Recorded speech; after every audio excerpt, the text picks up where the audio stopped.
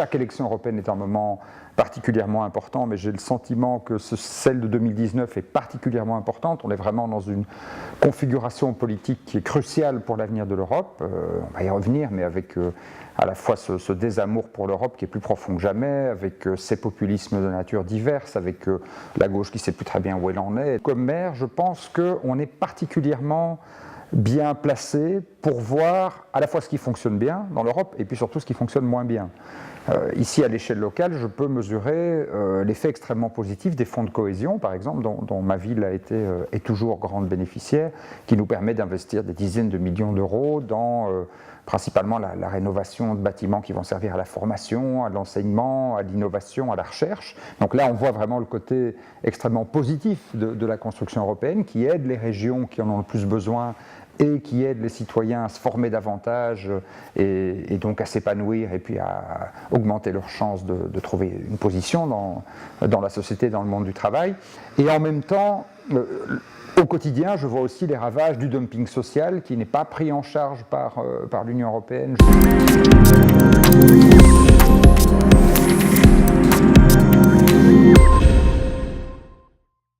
L'Europe est et a été le champion mondial de la lutte contre le réchauffement climatique. C'est nous qui avons porté toute la dynamique qui a permis d'atteindre les accords de Paris en 2015. Mais aujourd'hui, on voit bien que les actions ne suivent pas. On voit bien que les gouvernements ne sont pas à la hauteur des engagements qui ont été pris et que pourtant, il y a une forte attente dans la population. Je le vois ici en particulier en Belgique. On a ces manifestations avec plus de 70 000 personnes tous les dimanches, ce qui est pas mal pour un pays comme la Belgique qui n'est pas très grand. L'Europe est la seule échelle à laquelle on puisse agir de manière véritablement efficace. D'abord parce que si on veut, par exemple, réduire les déchets plastiques et ce genre de choses, ce sont des compétences européennes et seule l'action européenne aura vraiment un impact. Si chaque pays se met à prendre des petites actions dans son coin, on n'aura pas de véritable effet levier. Si on veut transformer en profondeur l'agriculture, et on voit bien, des études récentes l'ont montré, les effets désastreux du modèle agricole que nous avons aujourd'hui, à la fois sur la santé humaine, sur le modèle agroalimentaire, sur la biodiversité, c'est aussi à l'échelle européenne qu'il faut agir rapidement. Demain, si on réduit la consommation d'énergie, que ce soit dans les bâtiments publics, que ce soit dans les bâtiments privés, dans le logement, grâce à un investissement public-privé, ce sont les plus bas salaires qui en seront les premiers bénéficiaires. Demain, si on investit massivement dans les transports en commun, des transports en commun de qualité, avec une offre beaucoup plus grande, avec une fréquence beaucoup plus grande, à nouveau, ce sont ceux qui ne peuvent pas s'offrir une voiture ou bien qui ont des voitures qui consomment trop de carburant aujourd'hui, qui en seront les premiers bénéficiaires, ou si on aide les citoyens à acquérir des véhicules moins polluants de la même manière. Demain, si on transforme complètement la TVA, qui est un impôt européen, et qu'on réduit drastiquement la TVA sur tous les produits de première nécessité, et qu'en revanche, on augmente la taxation sur les produits qui produisent de fortes nuisances sur l'environnement, là aussi, on peut rendre les choses beaucoup plus justes. Et donc, à chaque fois qu'on prend une mesure qui a une portée environnementale, il faut évidemment en mesurer l'effet sur la redistribution sur les différents groupes sociaux et s'assurer que ce sont les groupes sociaux les plus vulnérables qui en soient les premiers bénéficiaires.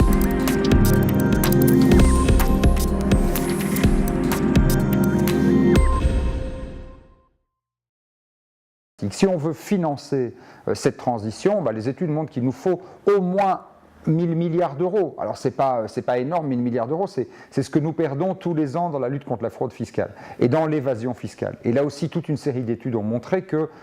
les prix de transfert, les transferts de bénéfices au sein des groupes multinationaux d'un pays vers l'autre pour faire de l'optimisation fiscale, pour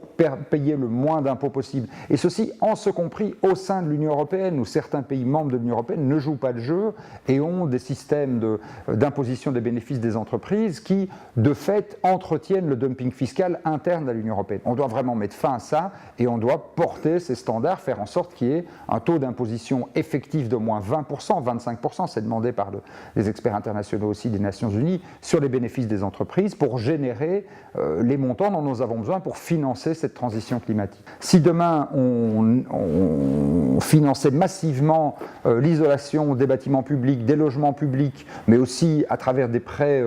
à taux zéro des bâtiments privés, on allégerait très fortement la facture énergétique, et en particulier des ménages qui ont les plus bas revenus, et de cette manière, on leur rendrait un très grand service en matière de pouvoir d'achat et on irait dans le sens d'une beaucoup plus grande équité fiscale et équité sociale. Pourquoi pas aller, moi j'y suis favorable, jusqu'à une espèce d'article 7 fiscal, c'est-à-dire un article qui prévoirait que les pays qui n'acceptent pas, qui ne jouent pas le jeu, qui essayent d'attirer chez eux les bénéfices des grandes multinationales pour les taxer très faiblement et qui, ce faisant, privent les autres pays et donc l'Union européenne dans sa globalité d'un argent dont nous aurions bien besoin pour financer cette transition climatique, eh bien que ces pays-là soient sanctionnés et qu'il n'ait par exemple plus d'accès aux fonds de cohésion ou au financement de la politique agricole. Parce qu'on ne peut pas être un mauvais joueur, essayer simplement de favoriser son propre intérêt personnel et puis demander la solidarité européenne.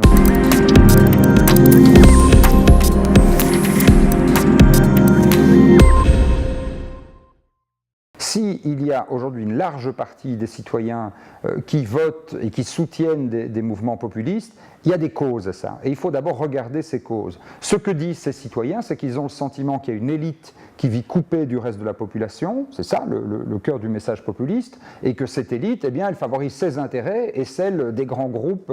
multinationaux et des grands groupes financiers. Il y a là-dedans des vérités fondamentales. Il est vrai qu'aujourd'hui en Europe, peut-être moins qu'aux États-Unis, mais néanmoins c'est quand même très marquant, il est vrai qu'aujourd'hui en Europe, il y a une forme de captation du pouvoir par un certain nombre de très grands intérêts qui sont très bien protégés. Cette rébellion contre une captation du pouvoir par quelques petits intérêts organisés qui ne visent qu'à maximiser leurs profits, finalement, elle est juste et elle est saine. Le problème, c'est ce vers quoi elle conduit, évidemment. Si ça n'est que pour désigner comme bouc émissaire l'autre, l'étranger, celui qui ne partage pas les convictions religieuses dominantes, ça ne fait que dresser les gens les uns contre les autres, et ça ne conduit à rien. En revanche, si cette critique d'une certaine forme d'oligarchie nouvelle prend force et devient un levier qui permet de faire avancer des réformes fiscales, des réformes sociales, je pense que la gauche a tout intérêt à comprendre quel est le message qui est derrière cette tentation populiste.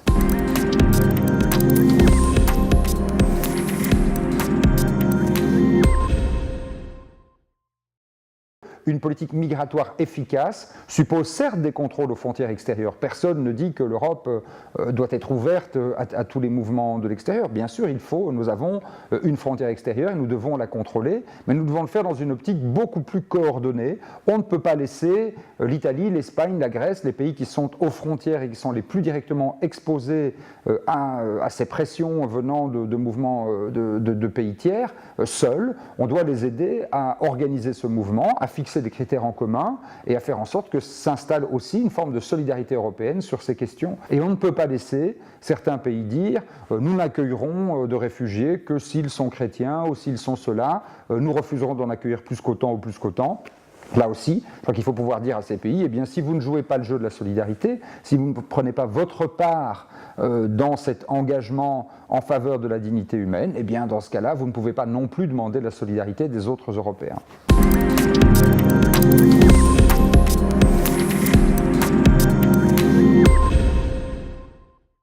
Je pense que nous avons vraiment besoin d'un renouvellement en profondeur de nos formes démocratiques. Là aussi, l'abstention, les mouvements de contestation, les manifestations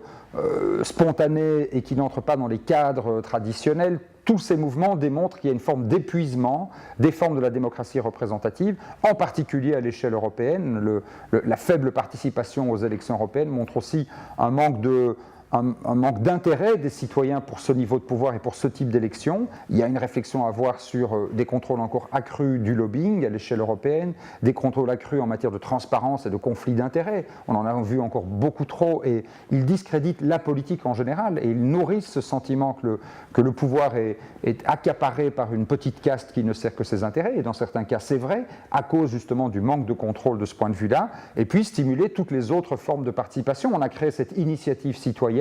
qui est une très belle institution, mais qui aujourd'hui est encadrée par un ensemble de règles qui font que dans les faits ça ne marche pas, et que dans les faits il y a parfois des millions de citoyens européens qui se mobilisent, qui signent une pétition, une initiative citoyenne, qui demandent à la Commission d'agir, qui demandent au Parlement européen de se prononcer, et puis il n'y en a rien qui en sort. Ça c'est un vrai problème, il faut faire en sorte que cette initiative citoyenne devienne un vrai élément structurant de la vie politique européenne et force les élus à se remettre en cause quand la société est largement mobilisée.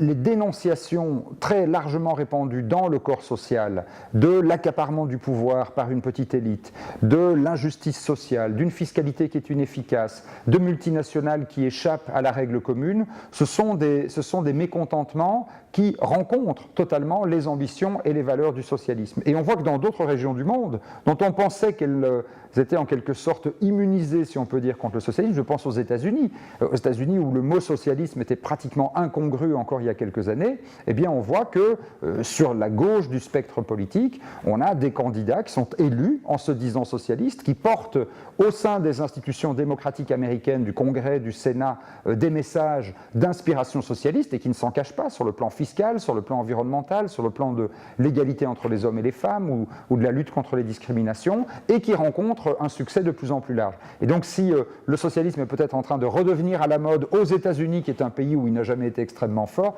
gageons que si nous portons avec force nos valeurs, nos couleurs, et que nous arrivons à montrer qu'elles restent parfaitement actuelles et qu'elles rencontrent les aspirations de nos concitoyens, même si nous sommes dans le creux de la vague aujourd'hui, nous devrions pouvoir